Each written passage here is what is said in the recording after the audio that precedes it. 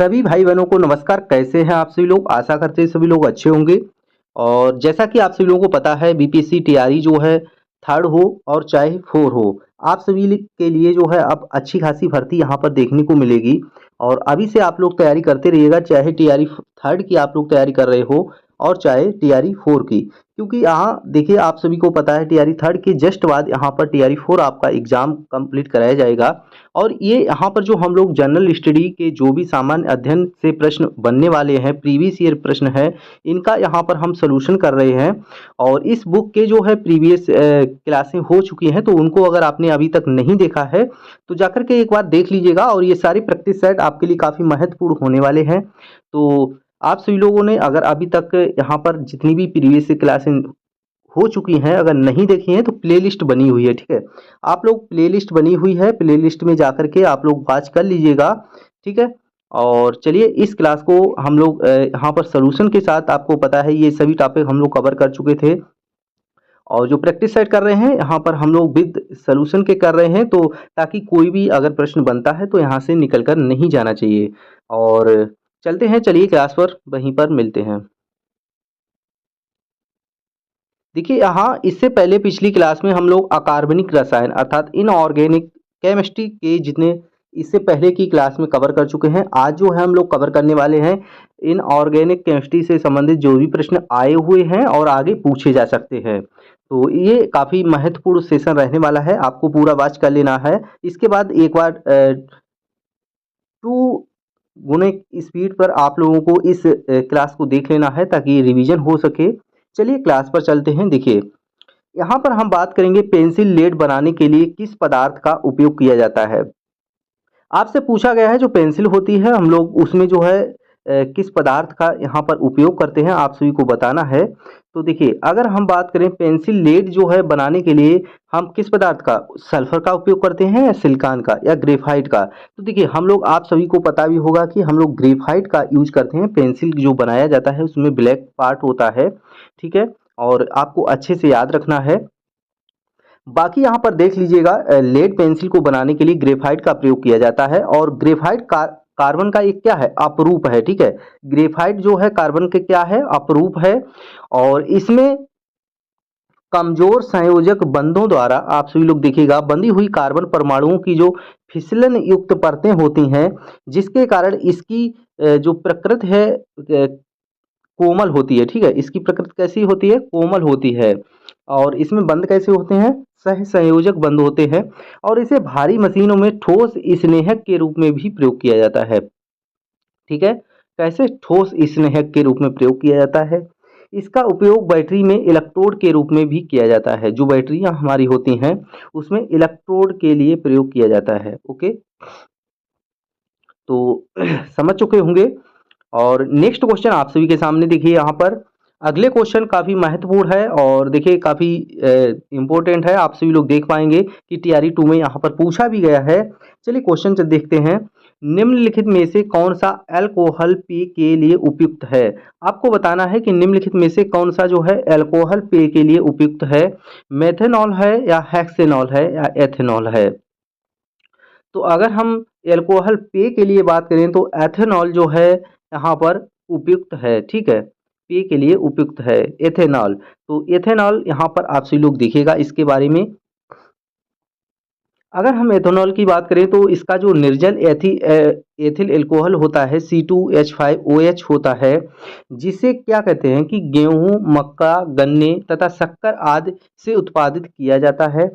और इसमें स्टार्च की मात्रा उच्च होती है, ठीक है। स्टार्च की मात्रा कैसी होती है, उच्च होती है। एथेनॉल का उपयोग पीने के लिए शराब के रूप में किया जाता है। देखिए डायरेक्टली यहाँ पर आप लोग समझ चुके होंगे अब तो शराब का नाम। और जबकि मेथेनॉल तथा हेक्सेनॉल आदि जैसे अल्कोहल शराब के रूप में पीने के लिए अनुपयुक्त माने जाते हैं। मेथेनॉल का जो अणसूत्र होता है, आपसे पूछा है अणसूत्र मेथेनॉल का, ठीक है। तो मेथेनॉल में CH3OH होगा। और वहीं अगर हम बात करें, इसे कास्ट एल्कोहल या कास्ट स्पिरिट भी कहते हैं, इसको मेथनॉल को, ठीक है। क्योंकि पहले इसे लकड़ी के भंजक आसवन के द्वारा प्राप्त किया जाता है। यह अत्यंत विषैला होने के कारण पीने के लिए अनुपयुक्त होता है।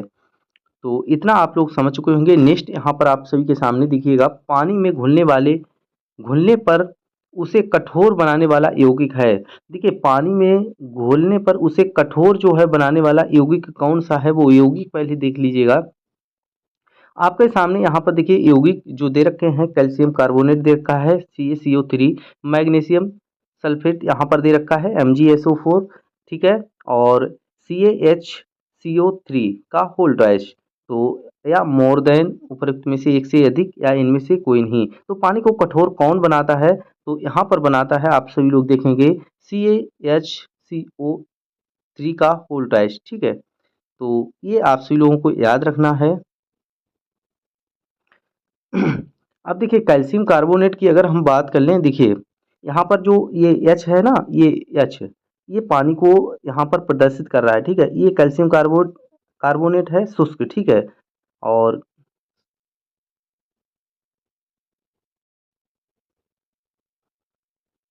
सॉरी, यहाँ पर देखिए अब वह यौगिक जो पानी में घुलने पर पानी को कठोर बनाता है, वह क्या होता है, कैल्शियम बाइकार्बोनेट, ठीक है। इसको हम बोलेंगे कैल्शियम बाइकार्बोनेट, आपको याद रखना है कैल्शियम बाइकार्बोनेट। बाई शब्द ये किस लिए यूज किया गया है, एच के लिए, ठीक है। ये पानी के लिए यूज किया गया है कार्बोनेट, तो इसको याद रखना है। और शुष्क वाले में एच नहीं होता है। पानी की कठोरता बाइकार्बोनेट, सल्फेट, कैल्शियम एवं मैग्नीशियम के क्लोराइड की उपस्थिति के कारण भी होती है।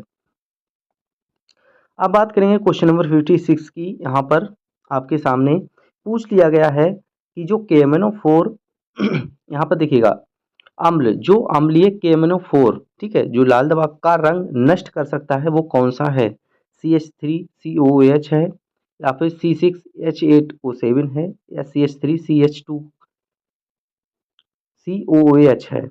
आपको बताना है इनमें से कौन सा सही रहने वाला है। जो कि जो लाल दवा होती है, इसका सूत्र आपको पता है KMnO4, इसका कलर बदल देता है। तो अम्ल जो है यहाँ पर KMnO4 पोटेशियम परमैंगनेट जो है, इसका कलर बदलने के लिए यहाँ पर किसका उपयोग किया जाता है, देख सकते हैं साइट्रिक एसिड का, ठीक है, C6H8O7। अगला क्वेश्चन आप सभी के सामने देखिएगा। नेक्स्ट क्वेश्चन आपसे पूछा है, इलेक्ट्रॉन की चाल पूछी गई है, यहाँ पर देख सकते हैं, देखिए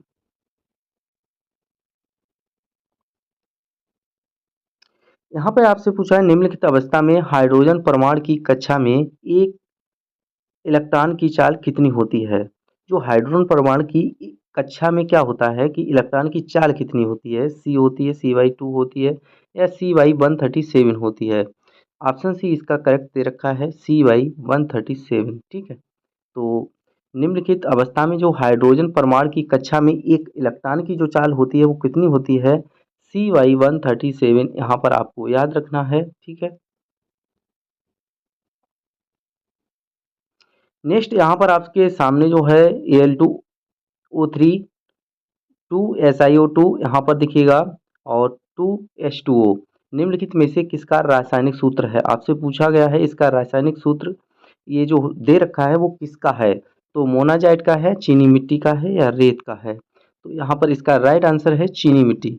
चीनी मिट्टी का यही रासायनिक सूत्र है। यहाँ पर Al2O3.2SiO2 यहाँ पर देखिएगा, और .2H2O।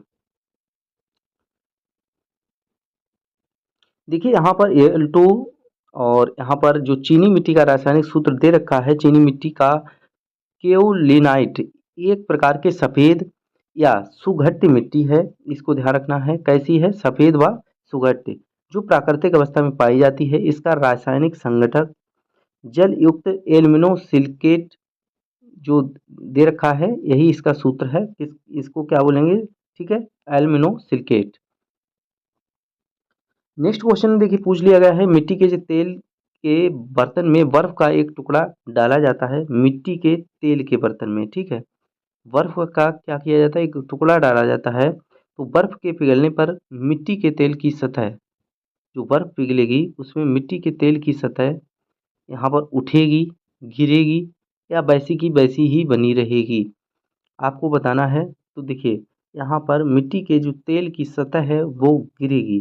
पानी और मिट्टी का तेल अमिश्रणीय प्रकृति के पदार्थ हैं, फिर भी बर्फ के टुकड़े ठोस अवस्था में क्या करते हैं, को मिट्टी के तेल में डालने पर बर्फ अपने आकार के 3/4 भाग के बराबर तेल को विस्थापित करता है। जिससे पहले तो तेल की ऊपरी सतह उठती है, परंतु बर्फ के पिघलने और पानी बनने पर पानी ऊपरी सतह को आच्छादित कर लेता है। ठीक है, पानी क्या करता है, ऊपरी सतह को आच्छादित कर लेता है और अमिश्रणीय प्रकृति के कारण तथा तेल की सतह का स्तर क्या करता है, गिरकर अपनी प्रारंभिक सतह को प्राप्त कर लेता है। इसके बाद ऑर्गेनिक केमिस्ट्री से संबंधित प्रश्न है यहाँ पर कार्बनिक रसायन से, तो आपको बताना है इसका जो है हम लोग देखने वाले हैं। इसका क्वेश्चन नंबर फर्स्ट रहने वाला है, माचिस की जो डिब्बी में रगड़ने वाली सतह पर मौजूद मुख्य रासायनिक घटक क्या है? क्या पोटेशियम क्लोरेट है, या फास्फोरस है, या ग्रेफाइट है, या उपरोक्त में से एक से अधिक, या इनमें से कोई नहीं? तो ये पहले से ही आप लोगों ने देखा होगा, इसका जो राइट आंसर है वो हो जाएगा फास्फोरस। ठीक है, फास्फोरस इसका सही आंसर होगा। जो हम लोग डिब्बी में जो लाल लाल कलर लगा होता है उसमें हम लोग जब माचिस की तीली लगाते हैं तो वो क्या लगा होता है, वो होता है फास्फोरस। ठीक है, और यहाँ पर देखिए इसका डिटेल इन्होंने दे रखा है, फिलहाल जल्दी से पढ़ लीजिएगा। माचिस की डिब्बी में रगड़ने वाली सतह पर मौजूद मुख्य रासायनिक घटक लाल फास्फोरस तथा बारीक पिसा हुआ कांच का पाउडर होता है। लाल फास्फोरस एक अत्यधिक प्रतिक्रियाशील और ज्वलनशील पदार्थ होता है। यह माचिस की तीली की डिब्बी पर रगड़ा जाता है तो उत्पन्न घर्षण और गर्मी के कारण लाल फास्फोरस माचिस की तीली में मौजूद पोटेशियम क्लोराइड के साथ रासायनिक प्रतिक्रिया से गुजरती है, जिसके कारण उसके बीच अग्नि की लौ उत्पन्न होती है और माचिस की तीली क्या भाई, जल जाती है। चलिए अगला क्वेश्चन यहाँ पर पूछ लिया है। नेक्स्ट क्वेश्चन में, प्रयोगशाला में विकसित हीरे एलजीडी के संदर्भ में हीरे के बीज के रूप में किसका उपयोग किया जाता है? सफेद नीलम का, मोइसनाइट का, या ग्रेफाइट का, या क्यूबिक जिरकोनिया सीजेड? तो ऑप्शन सी ग्रेफाइट इसका राइट आंसर रहने वाला है। ठीक है,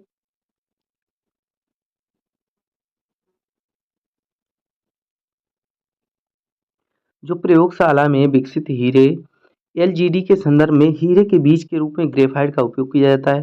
हीरे को कृत्रिम रूप से उगाने की एचपीएचटी और सीवीडी दो विधियां हैं। दोनों विधियों में से एक बीज से तथा दूसरे हीरे के एक टुकड़े से शुरू होती है। एचपीएचटी विधि में बीज शुद्ध ग्रेफाइट कार्बन के साथ लगभग 1500 डिग्री सेल्सियस तापमान और अत्यधिक उच्च दबाव के संपर्क में आता है।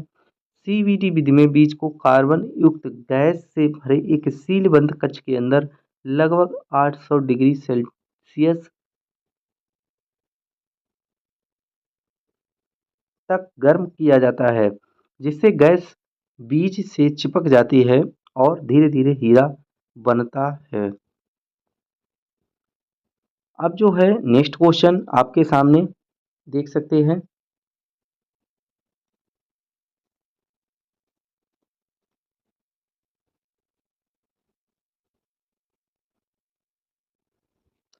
अगला क्वेश्चन आप सभी के सामने, क्षारीय बेसिक लेड कार्बोनेट का व्यापारिक नाम पूछ लिया गया है। तो क्षारीय बेसिक जो लेड है उसका कार्बोनेट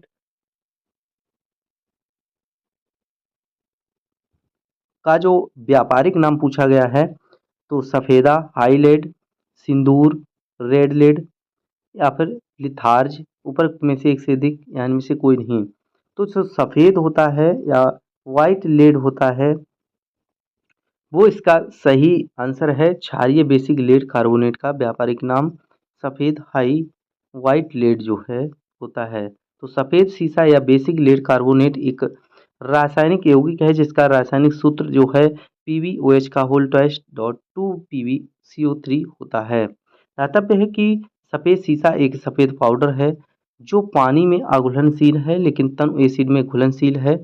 इसकी उच्च अपारदर्शिता और प्रकाश और मौसम के संपर्क को झेलने की क्षमता के कारण इसका उपयोग पेंट में सफ़ेद रंग द्रव के रूप में किया जाता है तथा जीवाणु रोधक गुण होने के कारण सौंदर्य प्रसाधनों में भी उपयोग किया जाता है। हालांकि यह अत्यधिक विषैला होता है और सांस लेने में जोखिम पैदा करता है।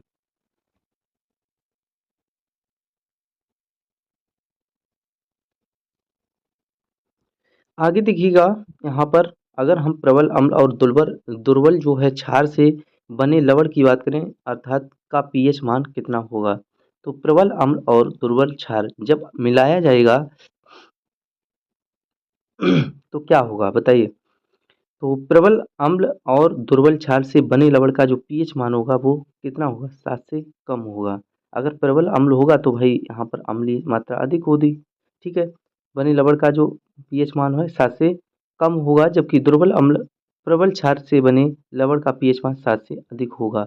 उदासीन विलीन का पीएच मान कितना होता है, 7 होता है, ठीक है। उदासीन यहाँ पर ये स्केल रही 1 2 3, इसी प्रकार से यहाँ पर होता है, ठीक है। 1 2 3 इधर होता है अम्लीय, इधर होता है क्षारीय, ये उदासीन होता है, ठीक है। तो यहाँ से गिनती होती है, सॉरी 1 2 3 4 5 6। देखिए चलिए रिएक्टल स्केल बना देता हूँ 1 2 3 4, ठीक है। यहाँ पर 1 2 3 ऐसे करके 7 तक होता है, 7 पर उदासीन होता है और यहाँ पर एक होता है 8 9 10, तो ये क्षारीय पहुँच जाता है, ये अम्लीय होता है, ठीक है।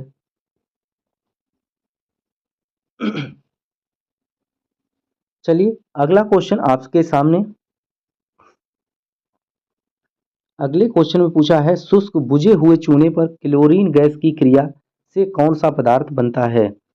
आपको बताना है शुष्क बुझे हुए चूने पर क्लोरीन गैस की क्रिया से कौन सा पदार्थ बनता है। कैल्शियम क्लोराइड, विरंजक चूर्ण, हाइड्रोक्लोराइक अम्ल, ठीक है। उपरोक्त में से एक से अधिक, उपरोक्त में से कोई नहीं। तो बताइए। तो इसका ऑप्शन आपने देख लिया, बी ऑप्शन सही होगा, विरंजक चूर्ण। शुष्क बुझे हुए चूने पर क्लोरीन गैस की अगर क्रिया से कौन सा पदार्थ बनेगा, तो विरंजक चूर्ण, ठीक है।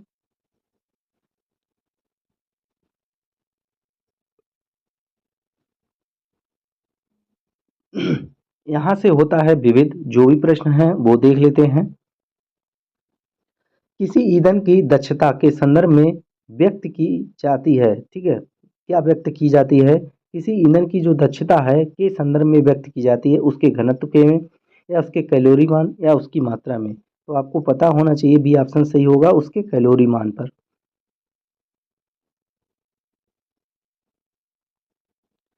अगला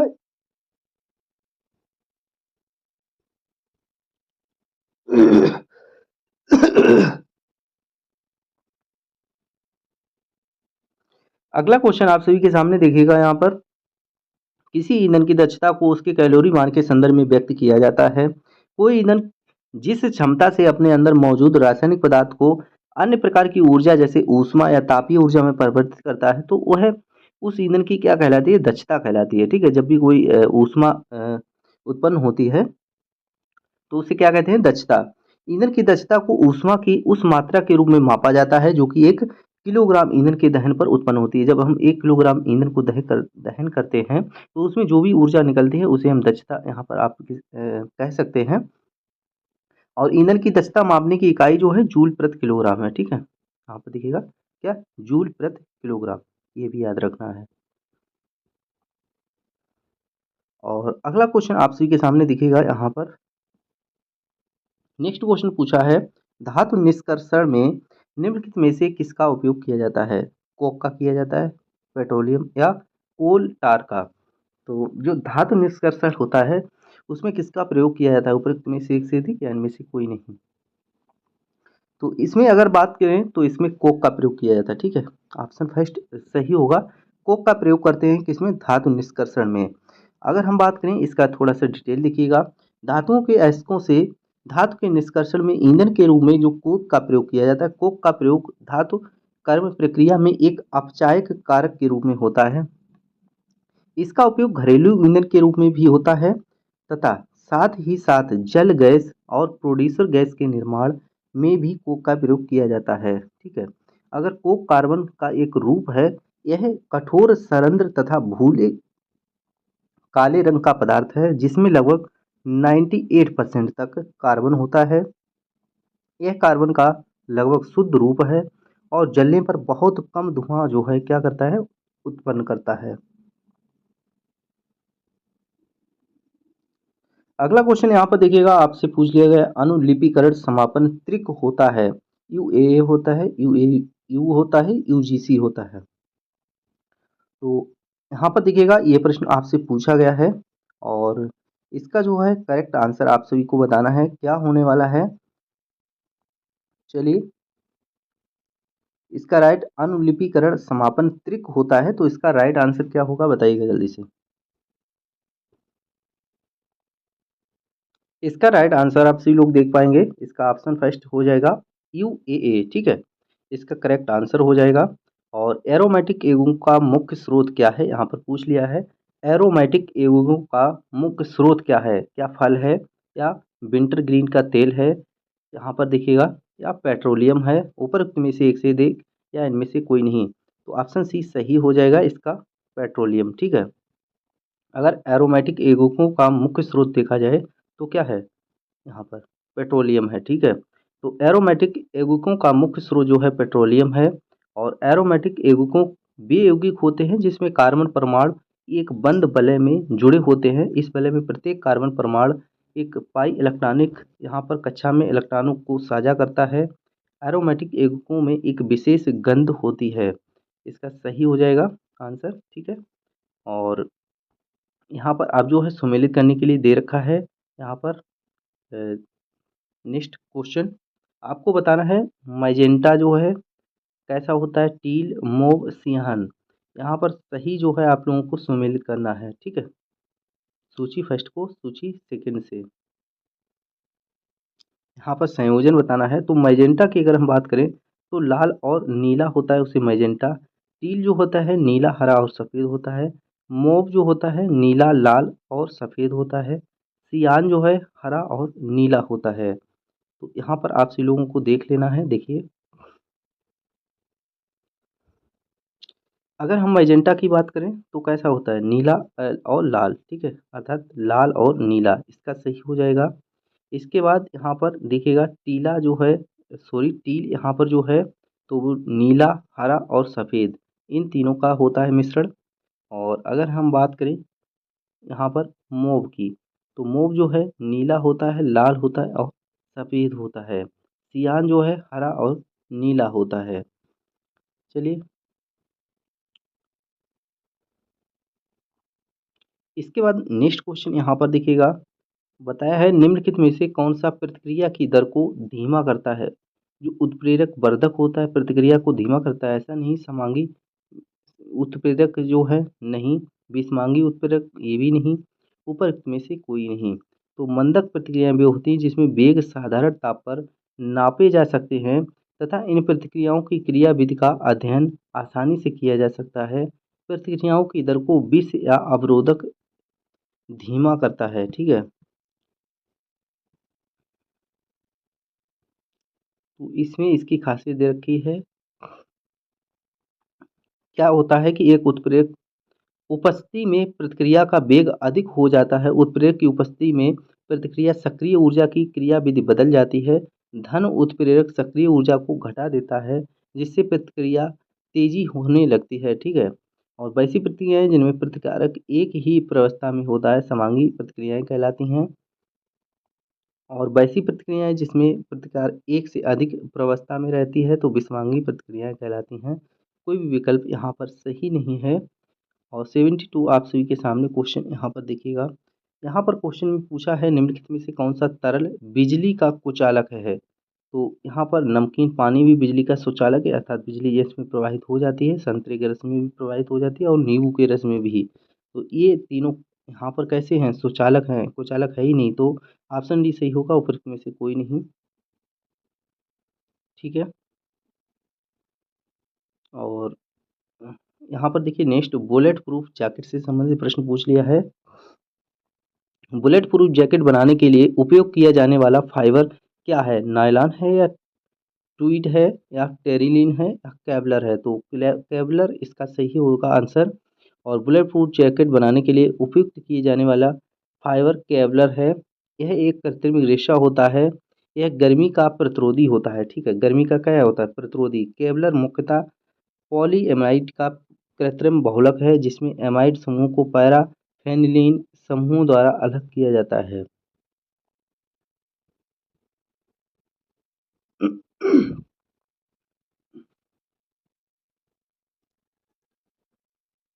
अगला क्वेश्चन आप सभी के सामने देखिएगा। निम्नलिखित में से किसकी ऑक्टेन संख्या शून्य है? आपको बताना है इनमें से ऑक्टेन संख्या किसकी शून्य है? Iso octane, neo octane, n octane या इनमें से अधिक, एक से अधिक या इनमें से कोई नहीं। तो यहाँ पर ऑप्शन ई सही रहने वाला है। ठीक है, उपरोक्त में से कोई सही नहीं है। तो पेट्रोल की जो गुणवत्ता व्यक्त करने वाला अंक ऑक्टेन संख्या कहलाता है। जो पेट्रोल की हम लोग क्या करते हैं, यहाँ पर गुणवत्ता चेक करते हैं। तो पेट्रोल जितना अच्छा होगा उसकी ऑक्टेन संख्या उतनी ही अधिक होगी। आइसो ऑक्टेन में ऑक्टेन की संख्या जो है 100 तथा एन हेप्टेन में ऑक्टेन की संख्या शून्य होती है। अतः विकल्प ई अर्थात उपयुक्त में से कोई सत्य नहीं है। अगला यहाँ पर क्वेश्चन देखिएगा। नेक्स्ट क्वेश्चन आपको दे रखा है, क्रमिक पोषी स्तर में विषाक्त पदार्थों की सांद्रता में वृद्धि को कहा जाता है। यहाँ पर देखिएगा, सुपोषण, जैव आवर्धन कहा जाता है, जैव आवर्धन कहा जाता है, जैव संचयन कहा जाता है। उपरोक्त में से एक से अधिक या इनमें से कोई नहीं। ऑप्शन बी इसका सही हो जाएगा, जैव आवर्धन। ठीक है, जैव आवर्धन आवर्धन इसका करेक्ट रहने वाला है। यहाँ पर देखिएगा, कृत्रिम स्तर में विषाक्त पदार्थों की सांद्रता में वृद्धि को जैव आवर्धन कहा जाता है। जैव आवर्धन खाद्य श्रृंखला के माध्यम से अनियमितीकरण प्रदूषकों की बढ़ती मात्रा का संचयन है। जैव आवर्धन के प्रमुख कारण अवैज्ञानिक कृषि, अकार्बनिक तत्व, औद्योगिक गतिविधियां आदि हैं।